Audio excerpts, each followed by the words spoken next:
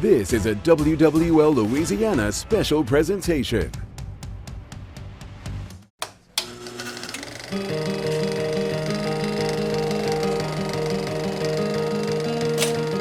Good evening, I'm Sharice Gibson, and welcome to this WWL Louisiana special presentation, 2024 Stories of the Year.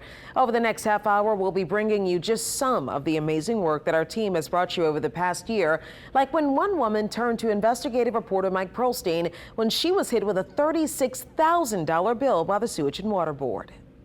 Took so long, 3+ years really, to get somebody to listen. Somebody to respond.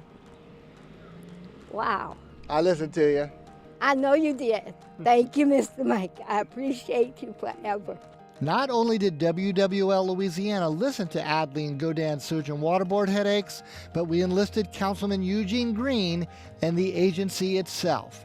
And this morning, this Gentilly grandmother finally got relief. I'm actually going to see a real reading of my water uses. I haven't seen that since I had the account almost. When Ms. Godin first contacted us, her bill was skyrocketing by thousands of dollars a month, eventually topping out at a ridiculous $36,000 for a small apartment she shared with her 9-year-old granddaughter. When Ms. Godin called us the first time, we were able to get her exorbitant bill reduced by $31,000. But when she kept getting shut-off notices, we jumped in a second time, and this time we got quick results. We have great citizens, such as Ms. Godin, and I want to assist them because I'm motivated by it, so I'm glad that it got resolved thus far. Turns out that the utility had mixed up Ms. Godin's meter with her neighbor's, a mistake that her plumber discovered in August. But it took our calls this week to finally get the problem fixed once and for all. Nobody came out after the plumber said the lines were crossed. Nobody came out till today. And that final $5,000 remaining on her bill, erased. I don't have any words. I'm just so happy. Thank you. It's a brand new day. Mike Pearlstein, WWL, Louisiana.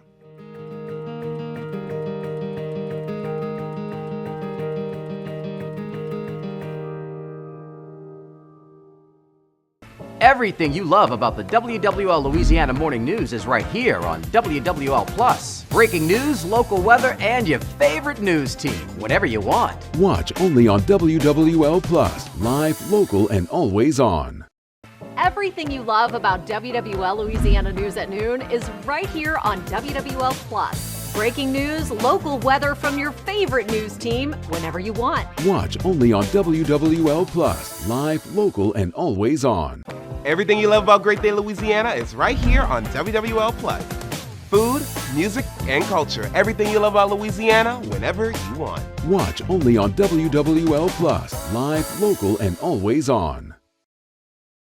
Everything you love about WWL Louisiana News at 6 is right here on WWL Plus. Breaking news, local weather, and your favorite news team whenever you want. Get the WWL Plus app today, live, local, and always on. I think that in our crime coverage, the way that we're approaching crime now, we have to ask the question, what is the root cause of this? What's the thing that's right at the center of it that we're just missing? WWL in our crime focuses on, while this is happening, and while we do understand why some of those penalties are issued, we ask why it's happening.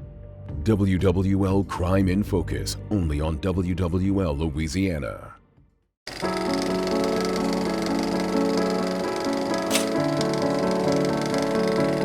It's a constant battle to preserve the diverse cultures we cherish in Louisiana, and Pointe-au-Chien, it's critical.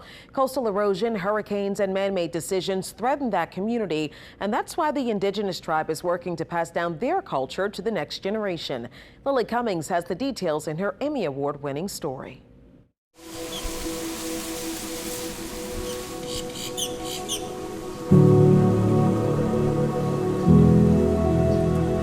In southern Louisiana, where the road ends and marsh begins, and Terrebonne and Lafourche parishes meet, you'll find Pointe-au-Chien.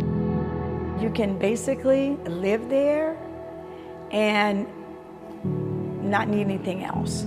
The people there they live a slow-paced life.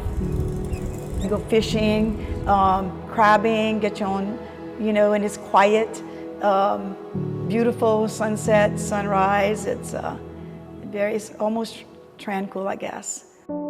It's one of the oldest continuously inhabited places in the state. Before Europeans set foot in Louisiana, it was home to several tribes, including the Chitimacha, Washa, and Chawasha.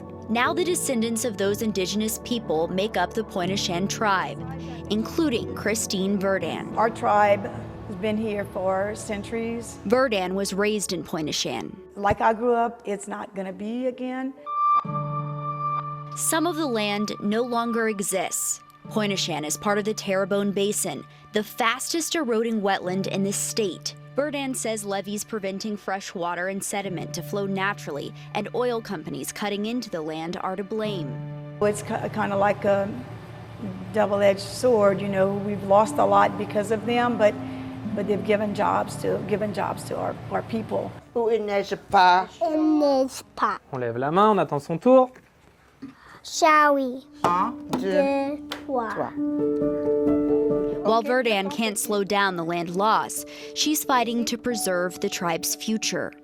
I think that we never these all of those. Okay, that's enough. Ah non, c'est le I.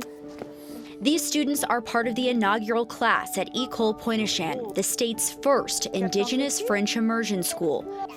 Verdun is the executive director and principal. We wanted to try and get that our language back, and so we could see, like, if we had a French immersion school, that we could teach our kids from the get-go, from the time they begin school, and then they learn it and bring it back to the grandparents or parents, mostly grandparents, and then hopefully with that we'd bridge that gap between the parents who didn't teach them. Anna?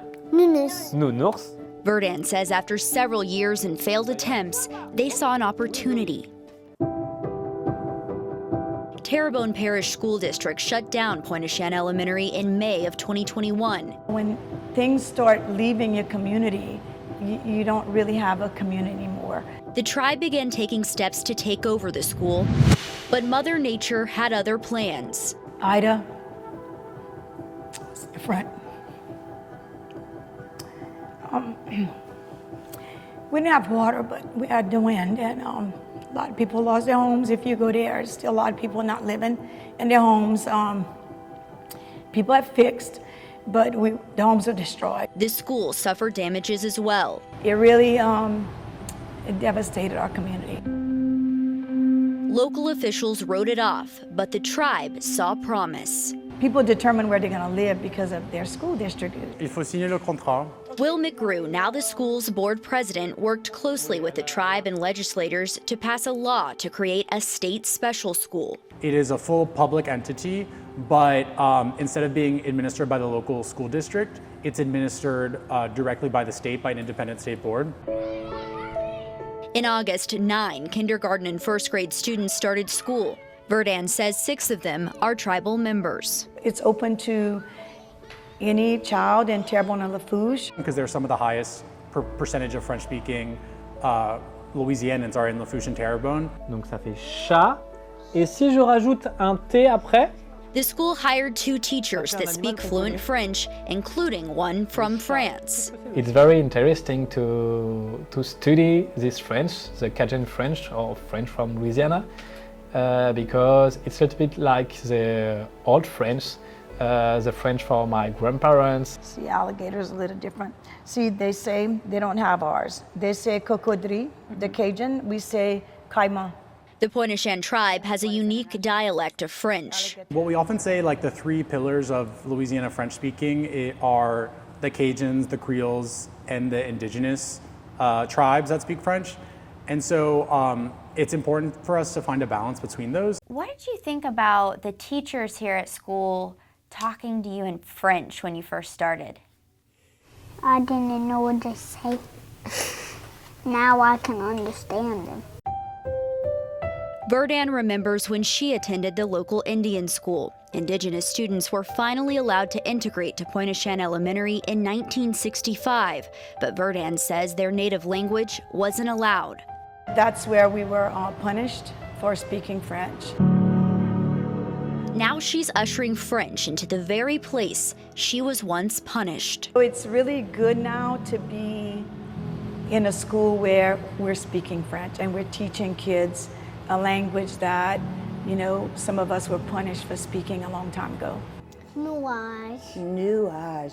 Verdan hopes to enroll more young tribal members and Cajuns. To build that pride in them, that, you know, where their ancestors came, it's very important to know, you know, where you come from and what your people did, and because that's the only way that you're going to bring it, teach your own kids. As the water swirls around the Pointe-aux-Chenes tribal land, threatening to engulf it, these students are using their words to protect history from being washed away. In Pointe-aux-Chenes, Lily Cummings, WWL Louisiana.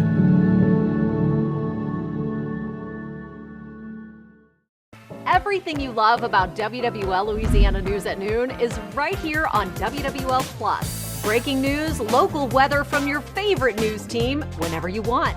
Get the WWL Plus app today, live, local, and always on. Everything you love about WWL Louisiana News at 10 is right here on WWL Plus. Breaking news, local weather, and your favorite news team whenever you want. Get the WWL Plus app today, live, local, and always on. Everything you love about the WWL Louisiana Morning News is right here on WWL Plus. Breaking news, local weather, and your favorite news team whenever you want. Get the WWL Plus app today, live, local, and always on. Louisiana, what's better than a good day? A great day. When I tell you, I am so ready. I'm passing out. It does match my outfit. On Great Day Louisiana, you'll learn something new every morning. Listen, that's why I love my job. Delicious. You have got to try these. And have a good time, too. Join me weekdays at 9 a.m. on WWL TV.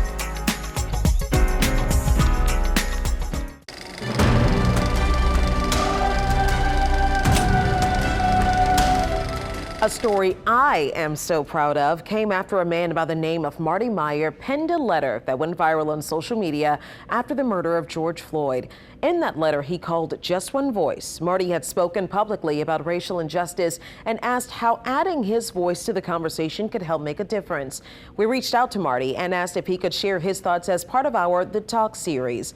That was in 2020. 4 years later, Marty transitioned that letter into action. Using his experience, his connections, and funding, Marty has dedicated his life to making a difference through the Just One Voice nonprofit. Marty invited us as he kicked off his initiative and told the story of how the idea for his nonprofit began by sharing his voice on our air.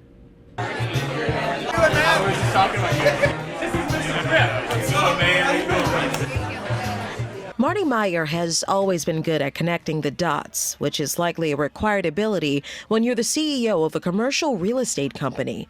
For 20 years, he led Sterling Properties before announcing his retirement in 2022. This was not at all in my plans for retirement. While his days as CEO are behind him, he's continued full-time in his role as dot connector, using his connections to help those who want to help young people see the bigger picture. I have met some people who are doing amazing work at the ground roots level, you know, that I can't do myself. So it's just primarily giving mostly underserved youth or maybe at-risk youth opportunities, or at least opening their eyes to things that maybe they wouldn't be aware of. He announced his efforts for the first time with the launch of his nonprofit, Just One Voice. It is just one voice doing something, you know, doing where one person can do something for somebody else, and then that spreads. I've questioned if there was anything I could say or do that would actually make a difference. In the aftermath of George Floyd's murder, Marty penned an open letter on social media titled Just One Voice. As a white male growing up during the time of segregation, racial discrimination, and unrest, Refusing to be silent any longer about racial injustice, Marty questioned how he could use his voice to make a difference. I see how far our country has come, and yet how far we have left to go. I started out saying, what can I do? Or not knowing what I could do, but maybe one person can do something, and I've learned it's like the butterfly effect. Marty began his journey to use his voice, connecting fellow CEOs with members of the community. How do you exactly explain and get maybe a child that's under 13 to understand what racism is? He sees this as a way to build bridges, using these conversations to find common ground and understanding. Since then, he's met with several young people, approaching their conversations with an open heart and a listening ear without judgmental thoughts. Just the fact that you spend time and ask them, show interest in their life. And so that's when I started thinking, well, if I can spend an hour, and then maybe doing that hour, I can help them figure out, well, what can I help them do next? One of those first conversations was also on our air. The narratives is crazy, but if you don't live through the stuff, you don't know. So, it's what we're doing right now. That's how we get the change we need, standing next to each other. We introduced Antonio, also part of our The Talk series, to Marty. The two had never met and were far apart, both in age and experiences. That conversation led to a friendship that continues today. Here we are about 4 years later. What do you think about what he's doing with Just One Voice? Listen, I don't want to take credit for it, but seriously, honestly. You usually do. No, but it shows me that talk really mattered. Right. He applied. He took from an experience a walk of life that he's not from, and turn that into something tangible for people to do for others. 2, 1. One of the first benefactors of Just One Voice was North Shore Robotics. After meeting the company's president, David Shapiro, they discussed ways to introduce the programs to those who wouldn't otherwise have the opportunity. His passion is teaching robotics to these underserved communities. One of his goals is he was trying to establish a startup program of teaching robotics at the Florida Parish's Juvenile Detention Center. So if one robot mess up, all of them will mess up. So not only are they going to be rehabilitated, but they're going to be able to do something more than when they came out of here. I think I know what's wrong with it. It's turning. It's turning. Mostly great kids that made a mistake. Great kids that didn't have an infrastructure to help them. What do they do when they get out? What kind of skills do they have when they get out? Where it started with Just One Voice. It's just the beginning of this new chapter in Marty's life. While the programs he connects with receive some funding, he finds it takes a deeper connection to solve societal problems. I could have written a check to these organizations, and who knows, might have been successful, it might not have. But I've found that getting involved, spending time, getting connected, the connection in many cases I thought was more relevant than even just the funding. Why is it that you were so dedicated to this effort when so many people discouraged you from doing it? It wasn't in my game plan. It was not in my long-term strategy. It certainly wasn't in my retirement strategy, but somewhere along the line, as I met people and I started hearing their stories, I felt like spending time can make a difference. Now that he's at it full time, Marty says he'll use his voice to amplify some of the voiceless, hoping to serve as one of just many guiding lights for our city's youth who are sometimes forced to navigate complex issues, helping them connect the dots along the way.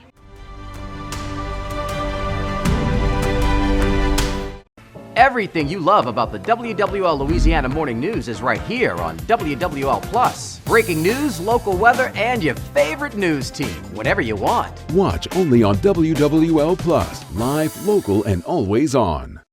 Everything you love about WWL Louisiana News at Noon is right here on WWL Plus. Breaking news, local weather from your favorite news team, whenever you want. Watch only on WWL Plus, live, local, and always on.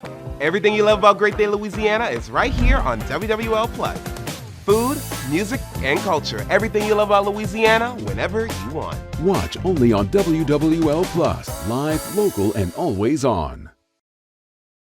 Everything you love about WWL Louisiana News at 6 is right here on WWL Plus. Breaking news, local weather, and your favorite news team whenever you want. Get the WWL Plus app today, live, local, and always on. For more than the last decade, WWL Louisiana has led the way. We've really been like the newspaper of record, exposing the problems in our community and holding the powerful accountable. And without us, I don't think that many of these cases would be brought forward to criminal prosecution. So I feel that it's very important what we do on a daily basis, and we've been doing it for a long time. WWL Investigates, only on WWL Louisiana.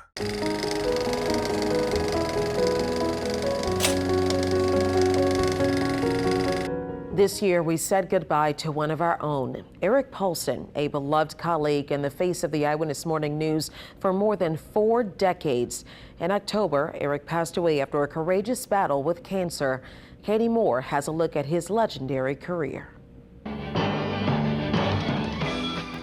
For more than 45 years, Eric Paulson wasn't just a news anchor, he was an icon.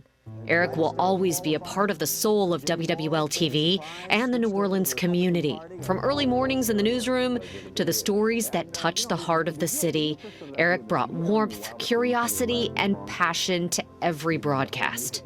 But the morning news is kind of like life itself. You know, it's not all good or bad, happy or sad. You know, we kind of like are a companion in the morning, and that's how I always felt the morning show was. Eric was born and raised in St. Louis and earned his journalism degree from Southern Illinois University.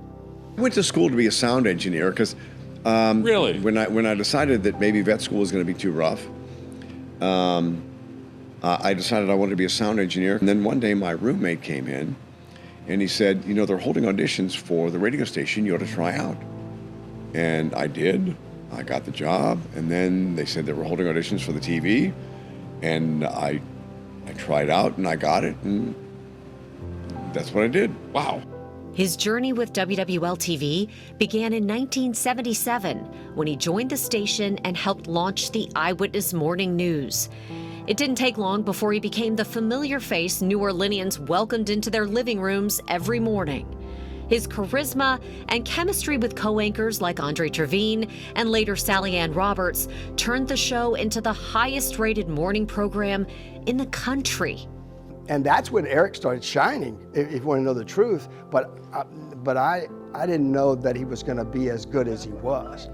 I wanted a community show, and Eric gave me a community show. With others too. Everyone bought into it, and it worked out very well. Eric's love for storytelling shone through in every interview and report. He was the king of the tough question, and every question he asked managed to draw the true character out of whatever New Orleans legend landed on his hot seat. I mean, I know people who would say, wait, who's doing my interview? And they would actually be in fear that it was going to be Eric, but at the same time, they also knew that he was going to be fair and they were going to have fun. Whether it was his historic final interview with literary icon Tennessee Williams or his deep friendship with music legend Fats Domino, Eric had a way of connecting with people that made his stories unforgettable. Look who's here. Hey, Twine. What gave me shocked up? I ain't the door. Yeah. Sure, it's nice to see you, man. Jesus. I ain't seen you since last time, dude. And they talked about the old times, and then I said in the interview, I said, let's be honest. If it weren't for Fats, there'd be no Dave. If it weren't for Dave, there wouldn't be a Fats. And if it weren't for Cosmo Matassa, there wouldn't be a Fats and Dave. And they said, you're right. And they said, why have we waited so long? Yeah. And I said, well, we're together now, we're good. Behind the scenes, Eric was known for his quirky love of animals, including his collection of turtles and his authentic personality. In 2009, he married his former WWL colleague, Bethany Culp. I met a woman there, the strongest woman I ever met. So I married her. And in 2016, they welcomed a son. Eric was always quick to call Bethany the true love of his life. In recent months, Eric faced a new challenge. He revealed his battle with cancer in a heartfelt letter to all of us, showing the same strength and positivity he brought to every aspect of his life. This is a fight I don't welcome, but I'm ready for this battle. My attitude is very positive, and I have a lot of support from family and friends. In August, Eric was honored with the Press Club of New Orleans Lifetime Achievement Award, a recognition of his more than 4 decades of dedication to journalism and this community. Just weeks later, the New Orleans City Council acknowledged his extraordinary contributions to the city. Your true self really comes out, and that sense of humor people really can see and recognize. But what I also recognize, you as my friend, just how much you truly do and care for this city, not only in your job, but you as a person. Eric was more than just a journalist. He was a part of the spirit of New Orleans. His legacy will live on in the stories he told, the lives he touched, and the city he loved so deeply. For those of us who had the privilege of working alongside him, his absence leaves a void that will never be filled. And Eric, we are all grateful for this good man who chose New Orleans to be his home, his forever home. The city will forever remember him as the man who brought their stories to life every morning. He was the quintessential news anchor, and our newsroom will forever feel his influence with his larger-than-life presence in the very place that he helped make a powerhouse.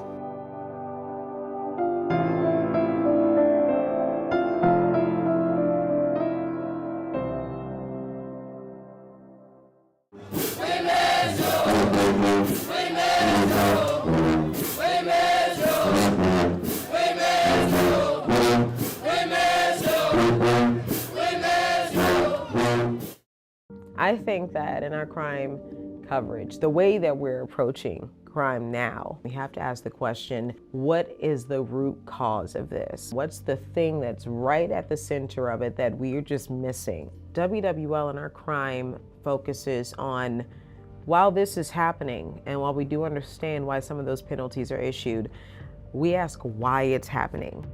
WWL Crime in Focus, only on WWL Louisiana. The Raising Cane's story begins in the heart of Louisiana, with a dream of serving just one thing: craveable chicken finger meals, bringing the people of Louisiana together with every delicious bite. It's only natural that as the love of Cane's One Love grew, our commitment to giving back to the communities that support us grew too. It's about carrying the spirit of Louisiana wherever we go. It's Raising Cane's recipe for bringing people together. Raising Cane's is proud to partner with WWL Louisiana. We're Louisiana made and Louisiana proud. Everything you love about WWL Louisiana News at 6 is right here on WWL Plus. Breaking news, local weather, and your favorite news team whenever you want. Get the WWL Plus app today, live, local, and always on. There are folks out there that have that instilled fear of severe storms. I try and quell those fears by answering all of the questions that the public may have and put folks' mind at ease. WWL Weather, only on WWL Louisiana.